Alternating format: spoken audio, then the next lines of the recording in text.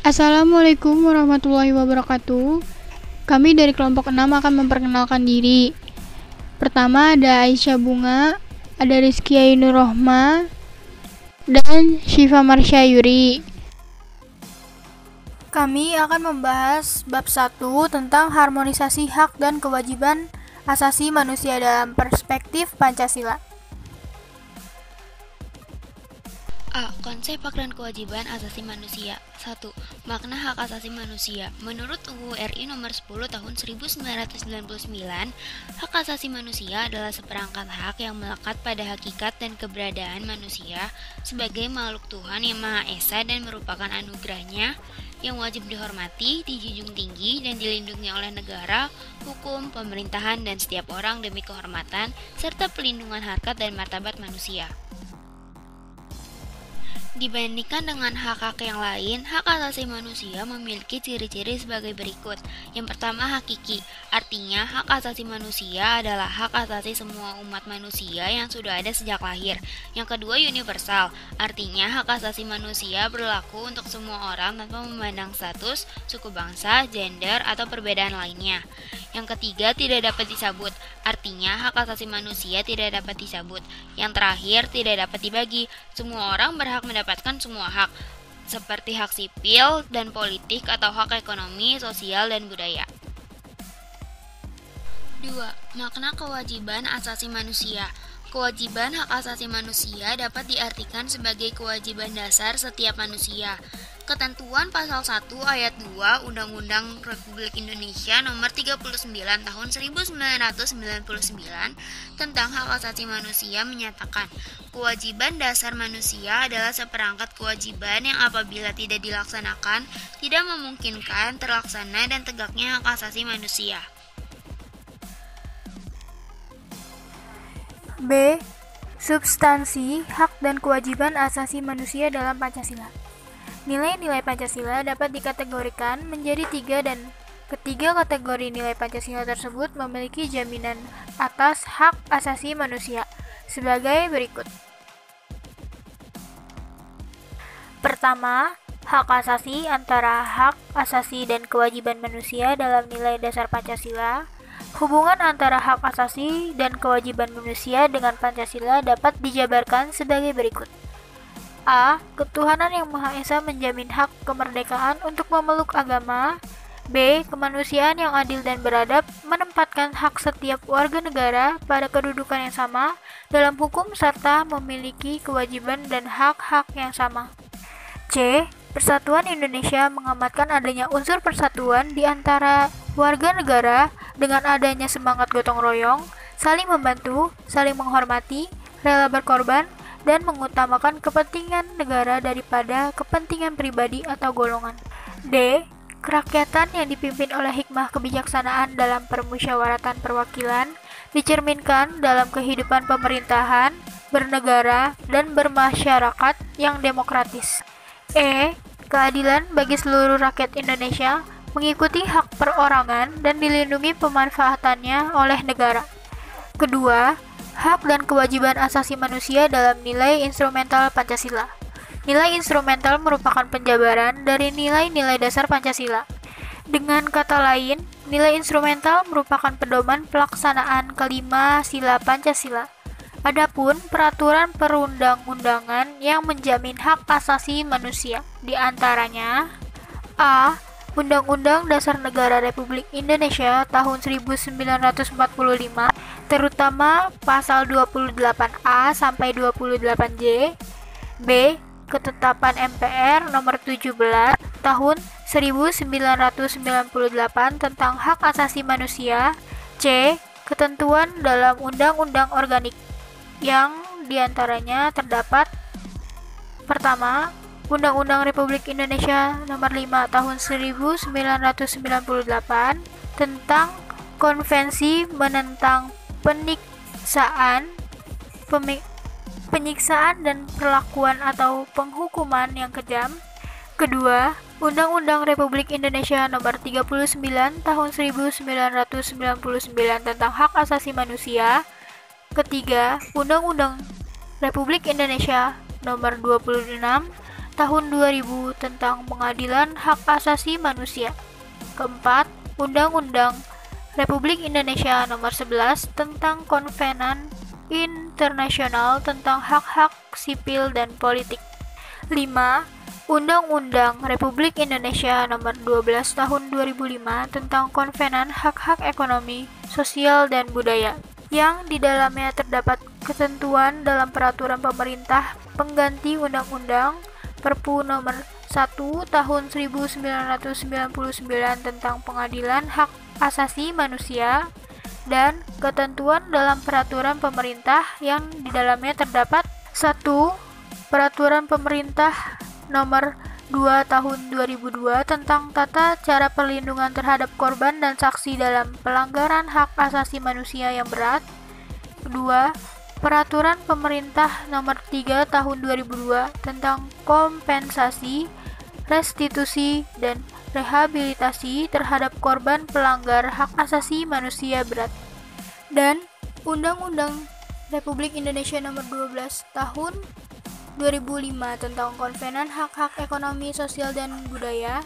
Terdapat ketentuan dalam ketentuan Presiden atau Kepres yang di dalamnya terdapat Keputusan Presiden Nomor 50 Tahun 1993 tentang Komisi Nasional Hak Asasi Manusia, Keputusan Presiden Nomor 83 Tahun 1998 tentang pengesahan Konvensi Nomor 87 tentang kebebasan berserikat dan perlindungan untuk berorganisasi, dan Keputusan Presiden Nomor 31 Tahun 2001 tentang pembentukan Pengadilan HAM pada Pengadilan Negeri. Hak asasi manusia dalam kehidupan sehari-hari sesuai dengan penerapan sila-sila Pancasila. Yang pertama, sila ketuhanan yang Maha Esa. Sikap yang ditunjukkan antara lain hormat menghormati dan bekerja sama antar umat beragam, saling menghormati kebebasan beribadah sesuai agama, dan tidak memaksakan suatu agama dan kepercayaan kepada orang lain. Sila yang kedua yaitu kemanusiaan yang adil dan beradab. Sikap yang ditunjukkan antara lain mengakui persamaan derajat, hak dan kewajiban antara sesama manusia, saling mencintai sesama manusia, dan tenggang rasa kepada orang lain. Sila yang ketiga yaitu persatuan Indonesia. Sikap yang ditunjukkan antara lain cinta tanah air dan bangsa, rela berkorban untuk kepentingan bangsa dan negara, dan memajukan pergaulan demi persatuan berbineka tunggal ika. Sila yang keempat yaitu kerakyatan yang dipimpin oleh hikmat kebijaksanaan dalam permusyawaratan atau perwakilan. Sikap yang ditunjukkan antara lain mengutamakan kepentingan bangsa dan masyarakat, tidak memaksakan kehendak kepada orang lain, dan menerima serta melaksanakan setiap keputusan musyawarah. Sila yang kelima yaitu keadilan sosial bagi seluruh rakyat Indonesia. Sikap yang ditunjukkan antara lain menjaga keseimbangan antara hak dan kewajiban, menghormati hak-hak orang lain, dan menjauhi sikap pemerasan kepada orang lain. C. Kasus pelanggaran hak asasi manusia. 1. Penyebab pelanggaran hak asasi manusia. Pelanggaran HAM disebabkan oleh faktor-faktor berikut. Yang pertama ada faktor internal, yaitu dorongan untuk melakukan pelanggaran HAM yang berasal dari pelaku. Di antaranya sebagai berikut. Yang pertama, sikap egois atau terlalu mementingkan diri sendiri. Yang kedua, rendahnya kesadaran HAM. Dan yang ketiga, sikap tidak toleran. Yang kedua, ada faktor eksternal, yaitu faktor-faktor di luar diri manusia yang mendorong seseorang atau sekelompok orang melakukan pelanggaran HAM. Di antaranya sebagai berikut. Yang pertama, penyalahgunaan kekuasaan. Yang kedua, ketidaktegasan aparat penegak hukum. Yang ketiga, penyalahgunaan teknologi. Yang keempat, kesenjangan sosial dan ekonomi yang tinggi. Selanjutnya, upaya penegakan hak asasi manusia. Yang pertama, upaya pemerintah dalam menegakkan HAM. Antara lain, ada pembentukan Komisi Nasional HAM atau Komnas HAM, pembentukan instrumen HAM, dan pembentukan pengadilan HAM. Yang kedua, upaya penanganan kasus pelanggaran HAM. Antara lain ada penegakan supremasi hukum dan demokrasi, meningkatkan kualitas pelayanan publik, meningkatkan pengawasan dari masyarakat dan lembaga-lembaga politik, dan membangun harmonisasi hak serta kewajiban asasi manusia.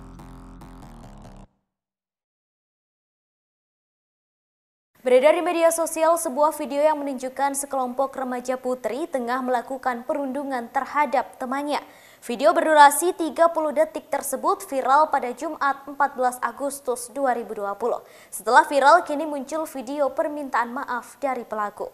Peristiwa bullying itu terjadi di kawasan Alun-Alun Kidul, Keraton Kasunanan, Surakarta, Kelurahan Baluarti, Kecamatan Pasar Kliwon. Dalam video tampak sekelompok remaja putri menghardik bahkan menampar temannya hingga korban menangis. Terkait hal tersebut, Kapolsek Pasar Kliwon AKP Adis Ganigatra membenarkan bullying itu terjadi di daerahnya. Ia mengatakan peristiwa itu terjadi pada Kamis 13 Agustus 2020. Dikutip dari tribunsolo.com Jumat 14 Agustus 2020, pihaknya juga sudah mendapatkan saksi peristiwa tersebut. Adis memaparkan dari keterangan awal saksi yang ditemui polisi di kawasan kejadian tersebut sempat mendengar ribut-ribut antara sekelompok remaja putri yang menghardik seseorang. Sementara itu, setelah video itu viral, muncul video yang menunjukkan pelaku bullying itu meminta maaf kepada korban. Pihak kepolisian juga sudah menangkap 9 pelaku perundungan tersebut. Mereka langsung dibawa ke Polsek Pasar Kliwon Solo untuk dimintai keterangan.